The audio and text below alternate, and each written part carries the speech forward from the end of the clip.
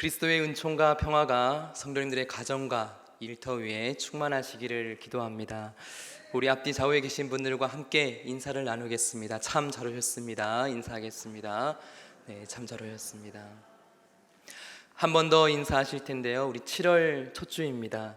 7월 한 달도 승리하세요. 이렇게 한번 인사하겠습니다. 7월 한 달도 7월 한 달도 승리하실 수 있기를 바랍니다.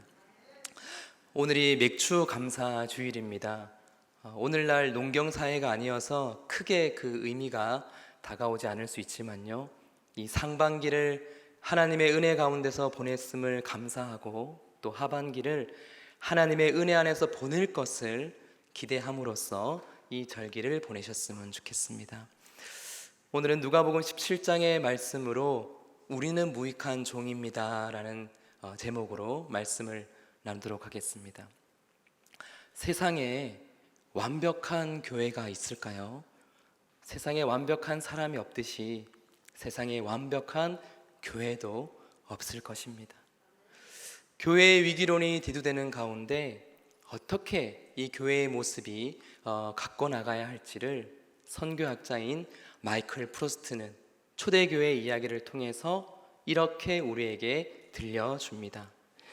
초대교회 성도들은 몸소 친절한 행동을 실천함으로써 희생적인 삶을 살았다. 그들은 자기의 원수를 사랑했고 그들을 핍박하는 자를 용서했다. 가난한 자를 돌보았고 굶주린 자를 먹였다. 잔혹했던 로마의 치세 아래 살면서도 그들은 누가 보더라도 너무나 색달랐던 충격적인 삶을 산 사람들이었다. 초대교회도 완벽하지는 않았습니다. 거기에도 여러 가지 어려움도 있었고 여러 가지 문제도 있었습니다.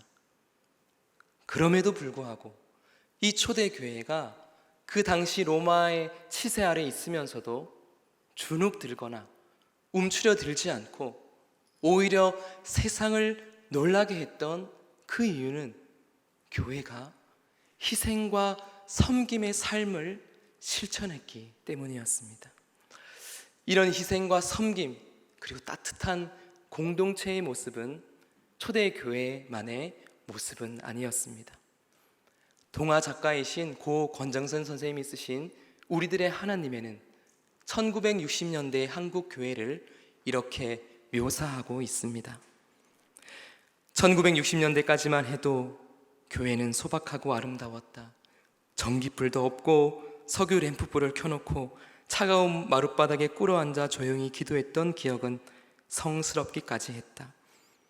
교인들은 모두 가난하고 슬픈 사연들을 지니고 있어 가식 없는 대화를 나눌 수 있었다. 그때의 교회는 따뜻한 정이 있었다. 그런데 어느 날부터 갑자기 교회 안에 권위주의, 물질 만능주의, 거기다 신비주의까지 밀려와서 인간 상실의 역할을 단단히 했다. 겉으로는 웃으면서 인사를 해도 마음을 드러내놓고 얘기할 상대가 없어졌다. 하나님께 의지하는 믿음이 아니라 하나님을 이용하여 출세와 권력과 돈을 얻으려 하고, 이것이 바로 교회의 모습이 되었다.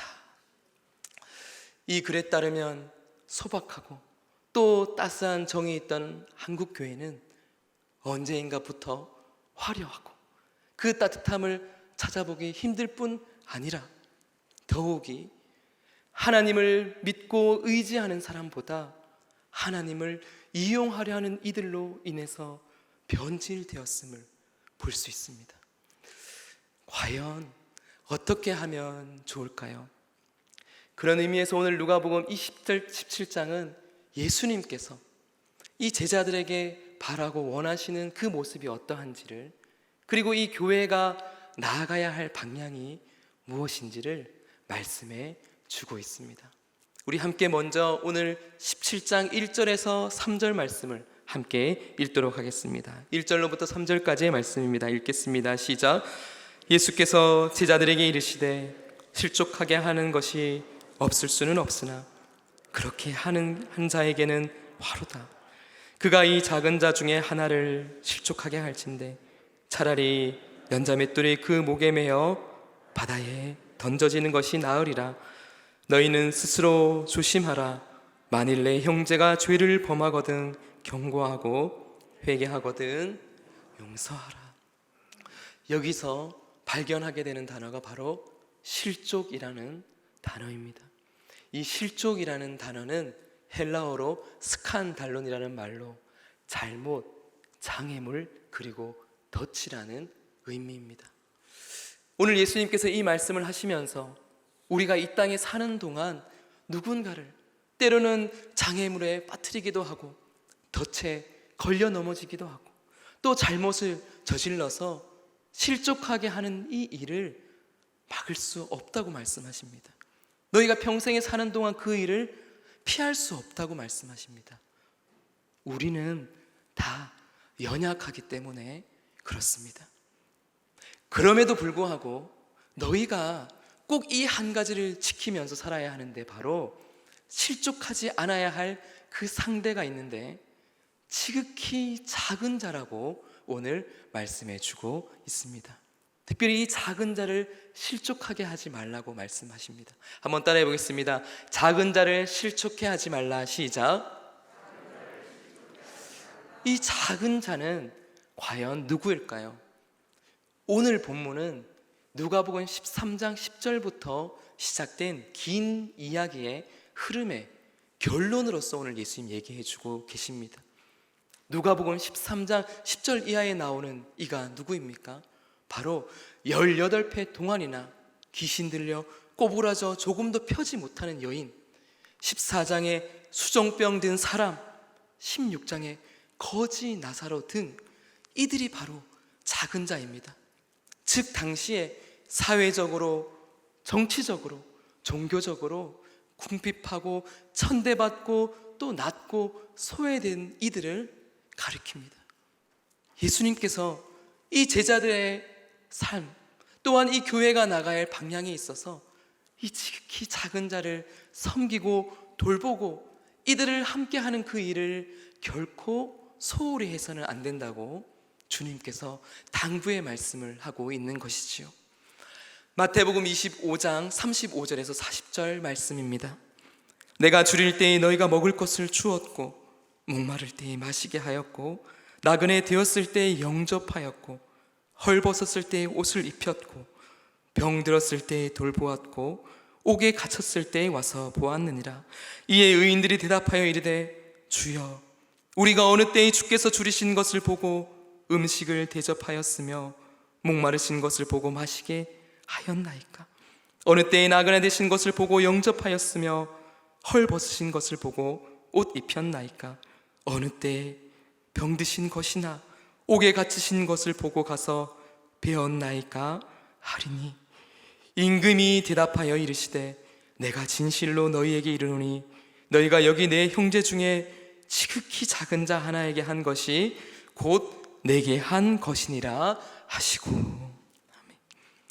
지극히 작은 자를 섬기고 돌보는 그 제자, 그 교회가 바로 우리 동순교회가 되어야 할 줄로 믿습니다. 오늘 이런 주님의 말씀, 이 주님의 간곡한 부탁 앞에서 제자들은 도저히 자신들의 힘으로는 감당할 수 없었는지 오늘 본문 5절에 이렇게 예수님께 간청합니다. 5절 말씀 함께 읽도록 하겠습니다. 사도들이 시작.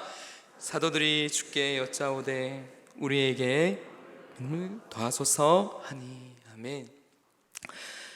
믿음입니다. 미움 아닙니다. 믿음입니다. 제자들이 지금 무엇을 구하고 있습니까? 하나님, 이 실족해 하지 않기 위해서 또 이러한 삶을 살아가기 위해서 더 도덕적이고 더 지혜롭고 더 윤리적이고 그런 것을 구하지 않고 하나님, 내 의지 내 힘으로는 감당할 수 없사오니 믿음을 더하여 주시옵소서, 그 간구를 지금 하고 있는 것입니다. 성도가 성도잡기 위해서, 교회가 교회다워지기 위해서 우리 또한 기도해야 할 때 하나님, 우리에게 우리 교회에 믿음을 더하여 주시옵소서, 이렇게 주님의 능력을 의지할 때 가능하다는 것이지요.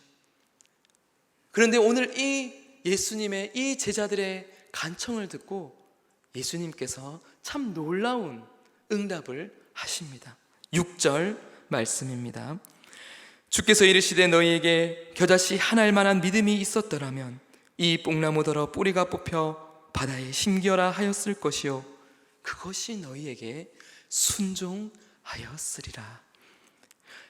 오늘 본문 이 5절과 6절의 말씀을 메시지 성경에서는 이렇게 번역합니다.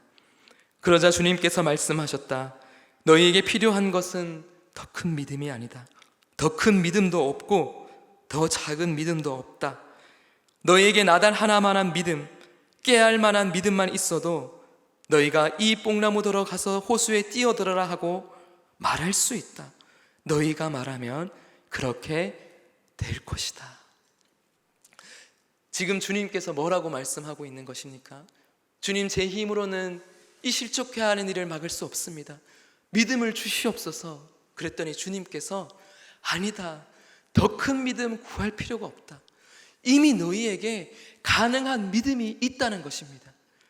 그 겨자씨만한 믿음이 있으면 너희가 그것만 작동되면 된다고 오늘 그렇게 말씀하고 계십니다.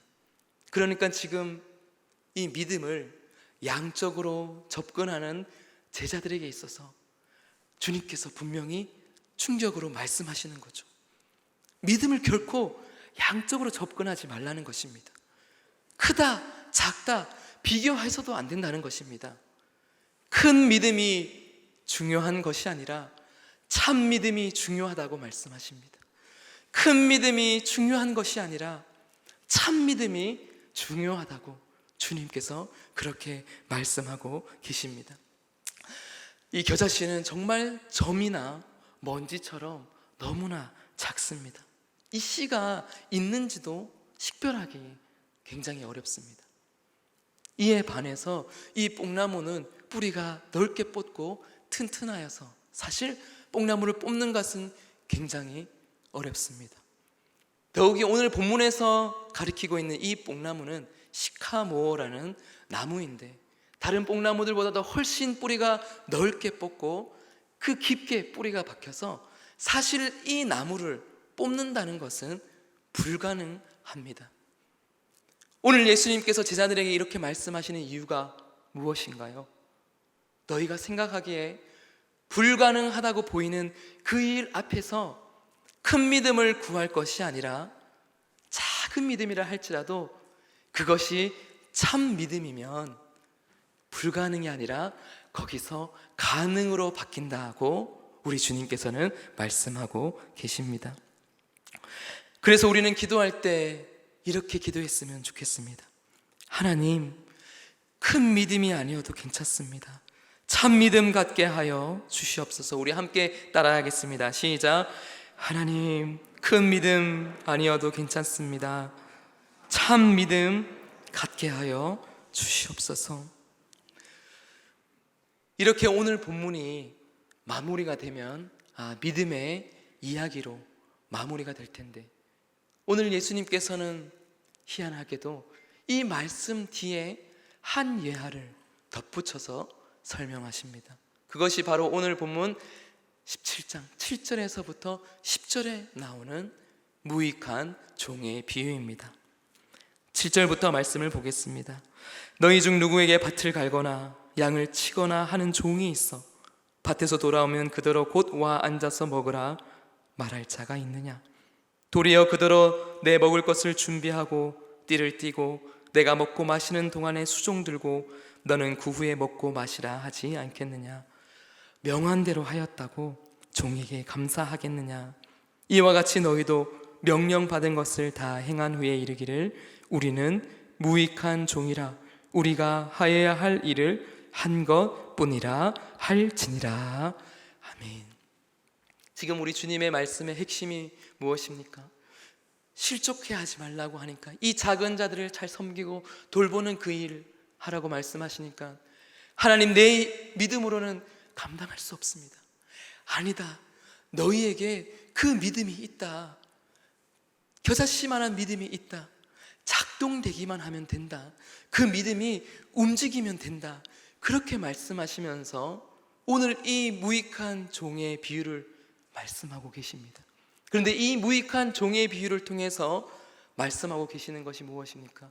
그것은 바로 무익한 종의 권리 포기입니다. 권리 포기. 인간적으로 또 육신적으로 하고 싶은 많은 것들을 내가 그리스도와 함께 십자가에 못 박혔다는 그 말씀처럼 나 중심, 내 자아, 내 욕망을 그리스도 앞에 내어놓고 주님보다 앞서지 않고 그저 무익한 종으로서 하여야 할 일을 하고 있을 뿐이라고 고백하는 것, 바로 그 삶이 있을 때, 그러한 자세가 있을 때 너희에게 있는 그 겨자씨만한 믿음이 움직이게 될 것이고 너희들에게 멈춰있는 그 믿음이 작동하게 될 것이라고 우리 주님께서 말씀하고 계신 것입니다. 왜 우리의 믿음이 이렇게 위축되고 왜 우리의 믿음이 작동이 되지 않습니까? 왜 우리의 믿음이 불가능한 일 앞에서 그저 멈춰 있습니까? 바로 이 무익한 종의 권리 포기의 자세를 내려놓기 때문이었습니다. 내려놓지 않기 때문입니다. 오스왈드 챔버스 목사님은 주님은 나의 최고봉이라는 책에서 권리 포기에 대해서 이렇게 말씀합니다. 우리는 우리의 재능을 하나님께 바칠 수 있다고 생각합니다. 그러나 그 재능들은 당신의 것이 아니기 때문에 바칠 수 없습니다. 당신이 하나님께 바칠 수 있는 유일한 단 한 가지는 자신에 대한 권리입니다. 만일 당신이 하나님께 당신 자신에 대한 권리를 포기한다면 주께서는 당신의 삶으로 거룩한 실험을 하실 것입니다. 감사하게도 하나님의 그 실험은 언제나 성공합니다. 성도의 한 가지 특징은, 여기서부터 함께 따라해 볼까요? 시작.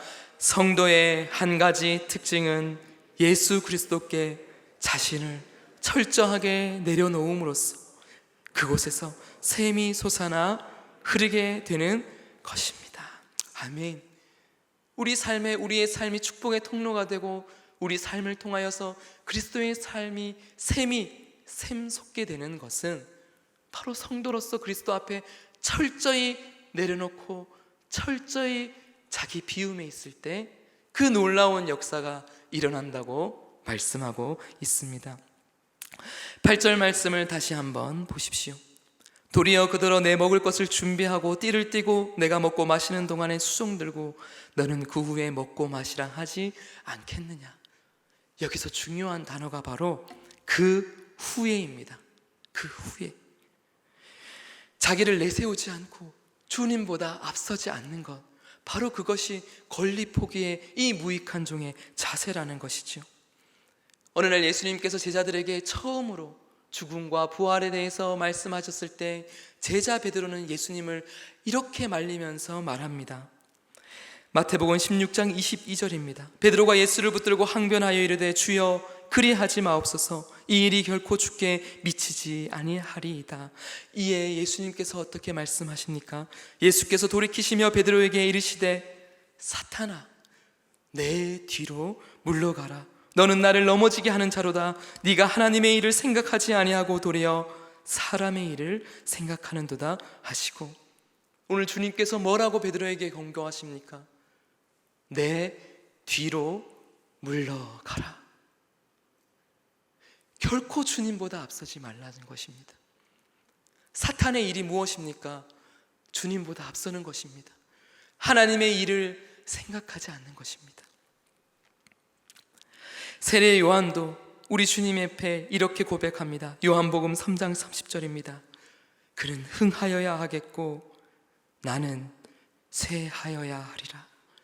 그는 흥하여야 하겠고 나는 쇠하여야 하리라.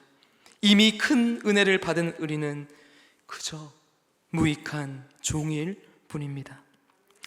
도대체 우리가 감사를 받을 자격이 있을까요? 설령 그분께 우리에게 명령하신 모든 일을 다 우리가 행해서 그리스도께서 감사를 하셨다 해도 우리가 행한 일들은 그분께서 마땅히 받으셔야 할 섬김 가운데 지극히 작은 섬김일 뿐입니다.